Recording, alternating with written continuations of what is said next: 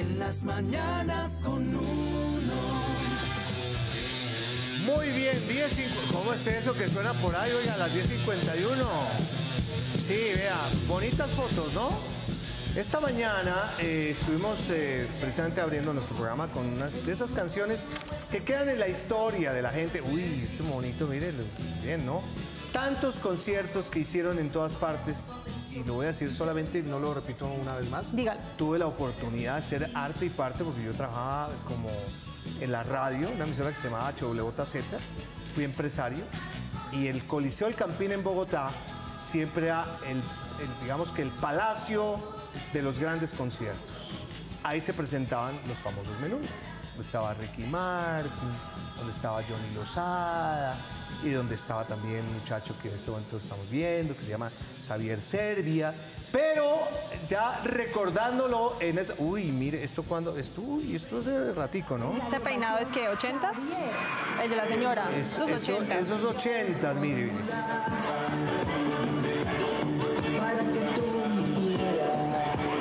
Mucho pelo, ¿no? Mucho pelo en ese entonces, por supuesto, porque pues era parte de la moda. Pero lo hemos puesto un poco en contexto, aunque él no viene propiamente a cantar, sino nos viene más bien a enseñar el canto de las finanzas. Es el señor... O sea que una amiga me dice, oye, qué lindo eras tú cuando chiquito. Me dice. Yo le digo, oye, la verdad te agradezco. Y tú me corriges, voy a comenzar, aunque ya se dieron cuenta. No, pero espérate. Entonces me dice, qué lindo tú eras cuando chiquito. Yo le digo, muchas gracias. Entonces me empiezo a sentir como orgulloso. Me dice, ¿qué te pasó? ¿En serio? Xavier Serbia, en las mañanas con Uno.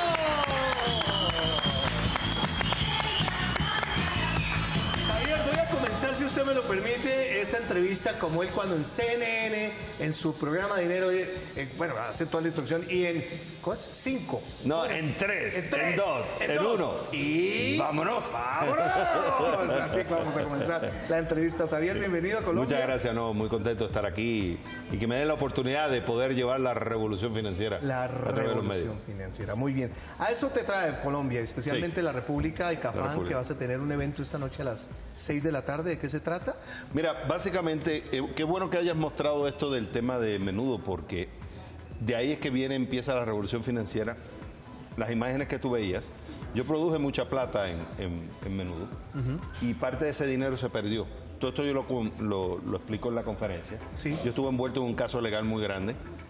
La demanda fue de $2,7 millones en aquella época. Oh my God. ¿Qué, pero tema de impuestos y eso? No, es un cantinflas financiero, se le dio la plata, tenía la responsabilidad de manejar ese dinero y lo que hizo fue se puso a especular en la bolsa de valores y me hizo perder el 60% del dinero. Wow. Entonces a partir de ahí yo empiezo un caso legal y empiezo a enfrentarme a la realidad de lo que sufren las personas cuando no tienen conocimiento en materia económica.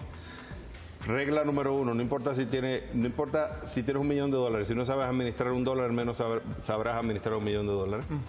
El conocimiento es importante, el dinero viene con instrucciones, no lo sabían los custodios. Entonces me di a la tarea de estudiar, hice 2 maestrías, una en economía y una en administración de empresas con concentración en finanzas, y cuando me gradúo me doy cuenta que yo pensé que yo era el único idiota con el manejo del denario. Y la realidad es que hay millones como yo manejando mal el dinero. Entonces me embarqué en una menudocratización, le llamo yo, pero en realidad es darle el poder a la mayoría, porque las finanzas se le hablan a la élite, a los que tienen plata, a los gurús, pero no se le habla a la gente que realmente puede ser próspera también, pero no saben cómo. Entonces me embarqué en esa revolución financiera, por eso le llamo revolución, porque hay que hacer todo un cambio.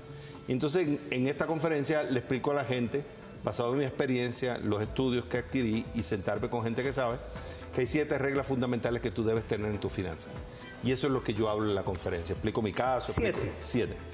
Son 7 fundamentales. Entonces, de la mano de la República, el diario financiero, pues nos hemos embarcado en esto. O sea, creo que hay que democratizar la finanza, hay que llevársela a la gente y esa es la idea. Eso es lo más importante. En un país como Colombia, y sobre todo en estos días que estamos marcando historia con el famoso acuerdo de La Habana, donde la gente empieza a entrar en ansiedad. Bueno, ¿será que Colombia se puede volver una excelente vitrina para invertir en nuestro país o que vengan inversiones? ¿Cuál es tu óptica de Colombia? Bueno, la visión de Colombia es una de las economías de mayor estabilidad en la región. Lógico, ahora está pasando por unos sinsabores económicos, en parte por razones exógenas, o sea, la caída de los precios del petróleo, la caída de los precios de la materia prima. No olviden que el mineral es muy importante para la economía colombiana y al caer los precios, pues lógico, eso afecta a la producción. Y por tanto genera menos ingresos. El tema de la caída del precio del petróleo también, Ecopetrol, gobierno depende, creo que el 30% de sus ingresos provienen del petróleo, eso también crea un efecto. Hay una desaceleración en la economía china, eso es una realidad también. Entonces eso está afectando no tan solo a Colombia, sino a todas las economías de la región, especialmente a las economías emergentes. Pero también hay razones internas, ha habido un exceso de consumo, el consumidor colombiano está endeudado, viste que ahora la inflación está aumentando. Entonces hay unas preocupaciones internas, el consumo ya no es el mismo de antes, se le está haciendo más difícil al colombiano sostener ese consumo y eso afecta entonces a las empresas. Claro. Y anéxale adicionalmente el tema meteorológico, ¿no? Todos estos fenómenos de la niña. Bueno, todos esos fenómenos, pero claro, son fenómenos normales que lo que hacen es exacerban más la situación, pero ya de por sí hay una situación ya de por sí complicada. Complicada, bueno, muy bien. Para la masa, digamos que de la clase media-baja, que tiene no mucho presupuesto ni mucho de dinero para poder destinarlo al ahorro o a la inversión, ¿tú qué le aconsejas, qué me aconsejas a mí? Bueno, lo que pasa es que, oye, el que está sobreviviendo, el que está a rajatabla, que tiene que cubrir las cosas básicas como la luz, el agua, la comida, el techo, la salud, la alimentación, bueno, el que no puede y no le da plata, pues ese tiene que sobrevivir. Ese tiene que ponerse un cuchillo en la boca y salir a buscar la comida, matar el animal y dar de comer. Sí. Ahora, a veces hay gente que usa la excusa de que no me da la plata, pero en realidad sí le da la plata. Lo que pasa es que son unos consumidores empedernidos, no revisan los gastos, no se sientan a analizar los números porque no me gustan los números. Tienes el problema que las mujeres salen a comprar y dicen, no me da para ahorrar, pero cuando abres el closet tienen 100 pares de zapatos, 200 bolsos de maquillaje, 500 trajes que en realidad muchos no usan. Sí. El hombre pasa lo mismo, que viene y te dice, no, que yo ahorro y tiene un palo de golf y compra palo de golf y no sabe ni jugar golf, pero entonces ostenta. Entonces la realidad del problema no necesariamente... Sí, hay por un lado un problema de ingreso, que el ingreso es menor, es bajo, hay que aumentarlo, pero el problema está en el gasto. Y no le quieren meter dedo a eso. Entonces, era lo que yo hablaba con un amigo. Un amigo le gustaba, esto es un caso muy simple, un amigo le gustaba tomar 3 cafés por día. Y se gastaba $3 por cada café. Entonces, si tú multiplicas 3, son 9, por 5 son 45. Creo que eran a las 52 semanas eran $2.340. Si tú llevas eso a 30 años, un 5% de rendimiento, estás hablando de $168.000 aproximadamente en café. Imagínate. En café. Ajá. Entonces yo le digo, ¿qué pasa si tú tomas un café y ahorras 2? Estamos hablando, siguiendo los mismos números, estamos hablando de cerca de $108.000 que tú tendrías. Pero entonces yo te doy el ejemplo de café, zapatos, maquillaje, peluquería, salidas afuera, deporte, la selección y así sucesivamente. Lo que quiero decir con esto es que el problema no está a veces en el ingreso, en la forma como nosotros distribuimos los gastos. Claro. Como desperdiciamos a veces la plata. El tema es muy interesante, sé que hay muchas personas que te quisieran preguntar, 410-7325, vamos a hablar con Xavier especialmente de finanzas. De vez en cuando no faltará la persona que pronto nos diga, ay, que súbete a mi moto. No, eso él sabrá si se sube o no la moto. No, eso no importa, que se llamen igual. Sí, no importa. No me molesta. Vamos a la lotería y regresamos contigo aquí en Las Mañanas con Uno. ¿Te parece? Dale, buenísimo. En las mañanas con Uno.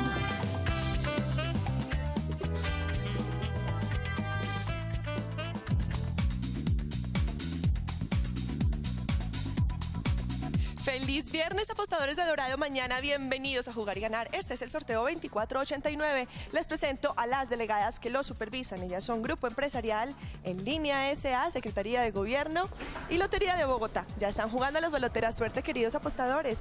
Paga tus facturas sin filas ni complicaciones. Encuentra el mejor servicio en los puntos Paga Todo, habilitados como corresponsal bancario, BBVA, servicios públicos y revistas por catálogo, todo en un solo lugar. Atentos, Dorado mañana, ganadores. El número es 4, 5, 8, 2, 45, 82. Delegada, ¿es correcto el resultado? Es correcto. Ganadores, felicitaciones. Viene el fin de semana, juegue Chance Legal y recuerde que el Chance Legal lo juega en Paga Todo para todo. Feliz viernes.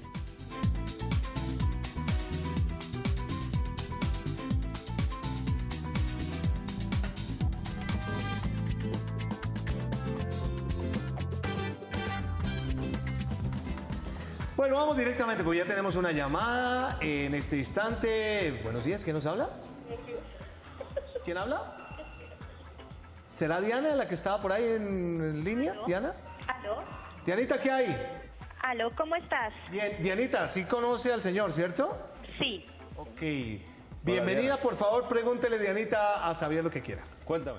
Ay, Xavier, mira, yo soy fan tuya, te adoro, te veía desde que estabas en Menudo y ahora te veo en CNN.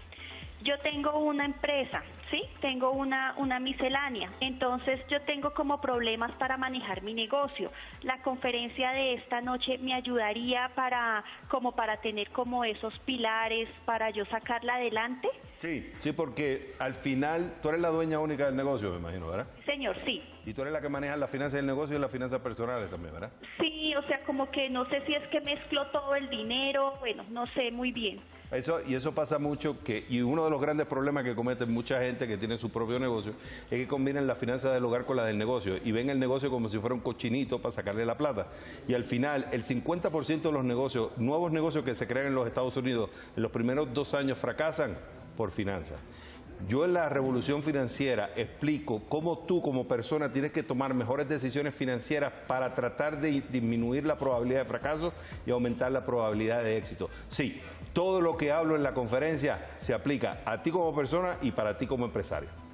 Ay, gracias, Javier. ¿Y dónde es el evento? ¿Dónde Es va? hoy, 24 de junio, a las 6 de la tarde en el Teatro Cafán de Bellas Artes. Repito, hoy, a las 6, no es mañana, no es domingo, es hoy, a las 6 de la tarde en el Teatro Cafán de Bellas Artes.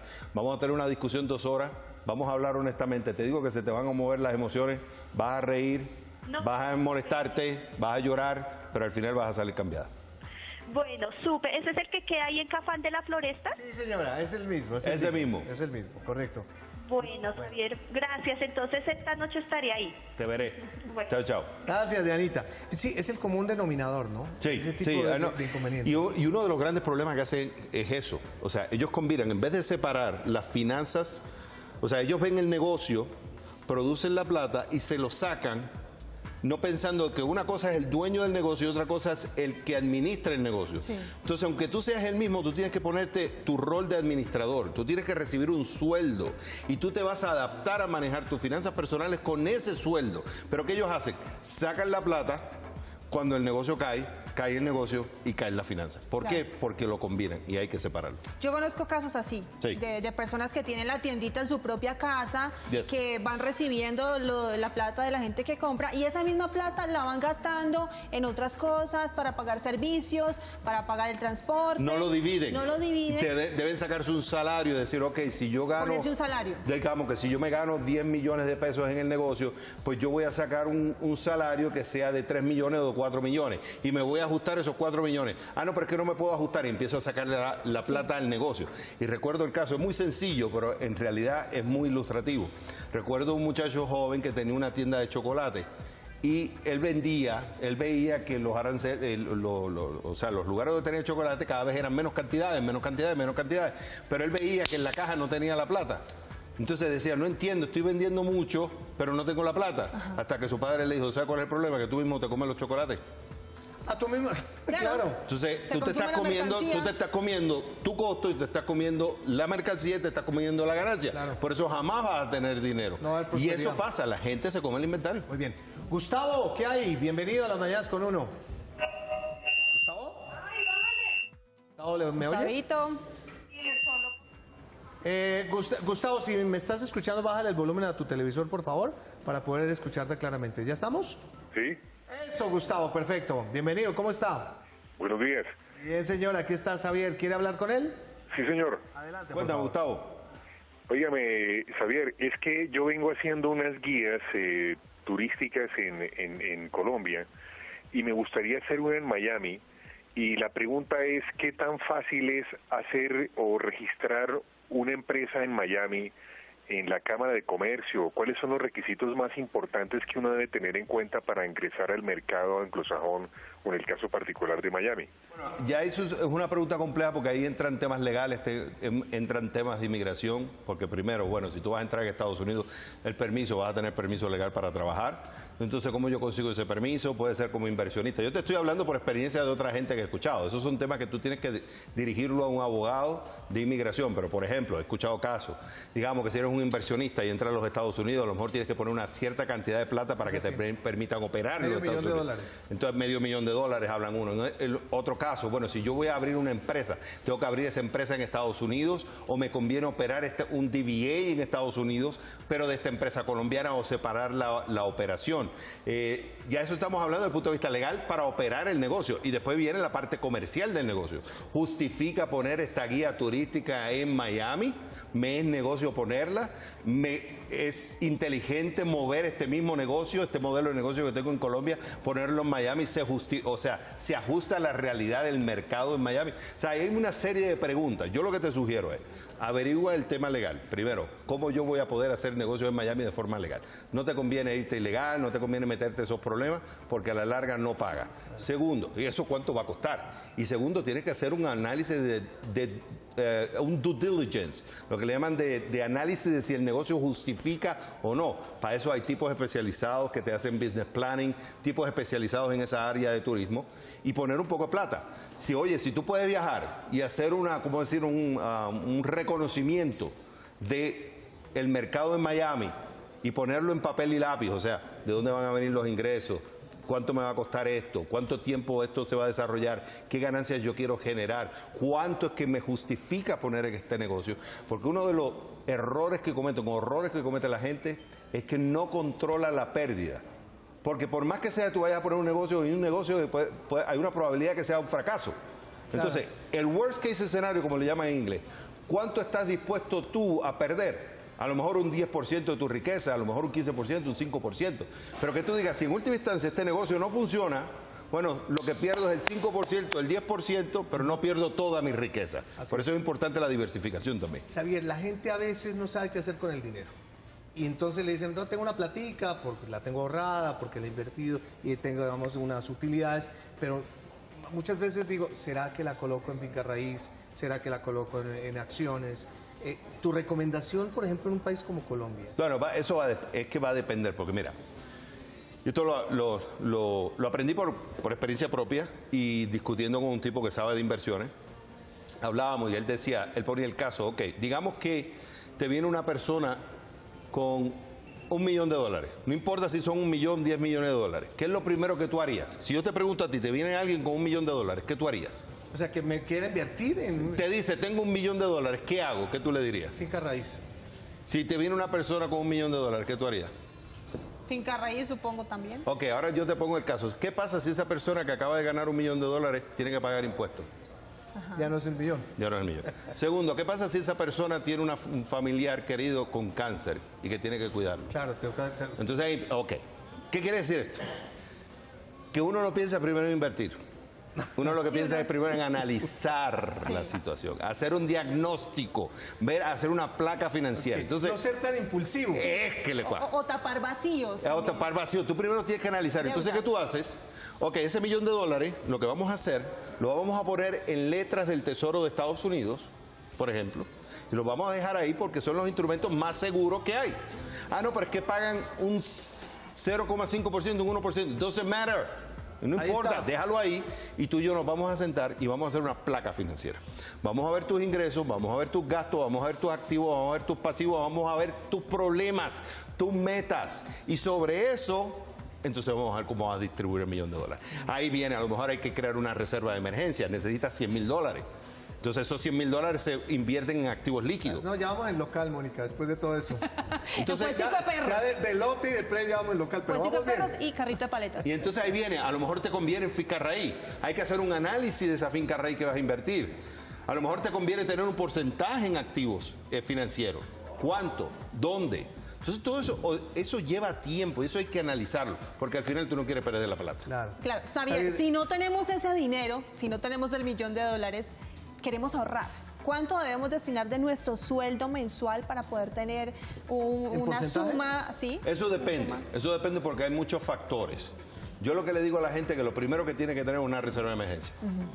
Y cuando digo una reserva de emergencia es, la primera pregunta que tú te tienes que hacer es decir, si ya tú pasaste el periodo de supervivencia, digamos que estás ya tienes un dinero que te sobra después de sobrevivir, tú dices, bueno, lo primero que tengo que tener es una reserva de emergencia. Se cae la economía, me botan de trabajo, ahí está. Tengo esa reserva. ¿Cuánto debe ser? Debe ser el ideal entre 6 a 1 año de tus gastos mensuales. Si, por ejemplo, tú gastas, pues vamos a decir 5 millones de pesos mensuales, pues por lo menos tú debes tener, 6 por 5, 30, entre 30 a 60 millones de pesos en una cuenta. Y tú vas a decir, ¿what? Bueno, ahora te digo yo, piensa, ¿qué pasa si mañana te botan del canal? Claro, que a uno con las manos. Oye, eso sucede. Sí. ¿Qué pasa si mañana tuviste un accidente, te cortaron la cara y te dicen no puedes trabajar por 3 meses? Claro. Es así, tú pones la Oye, eso me pasó a mí. Lo que pasa es que la gente no quiere pensar en los riesgos. La gente piensa que no se va a morir, que no se va a enfermar, que todo va a salir bien. No, no. Mucho optimismo, que también es dañino, el pensamiento automático, todo eso lo hablo en la conferencia, y incluso esto lo hicieron análisis, premios Nobel. Nosotros nos traiciona el pensamiento automático, pensando de mucho optimismo, pero no pensamos en la contraparte, que es riesgo. Toca ir esta noche, no hay nada que hacer. Porque es que es tan interesante, sobre todo sé que tu conversatorio es absolutamente maravilloso. 6 de la tarde, ¿no? 6 de la tarde en el Teatro Bellas Artes Capaz. ¿Habrá boletas todavía o no? Porque yo no sé, tocaría preguntar, ¿no? Sí, todavía existen boletas y si no se buscan y si no se ponen silla. Pero acá todo el mundo tiene que escucharlo. Muy bien. Xavier, gracias. De verdad, tu casa, ¿no? Te agradezco. Por favor, aquí siempre tendrás la puerta abierta. Te agradezco. Muchas gracias. Gracias. ¿Me haces un favor a título personal? ¿Me le mandas saludos a Gabriela? Así va a ser. Es gran admirador de ella, además, porque es una extraordinaria también financiera en CNN. Un aplauso grande para Xavier, que hoy nos ha acompañado.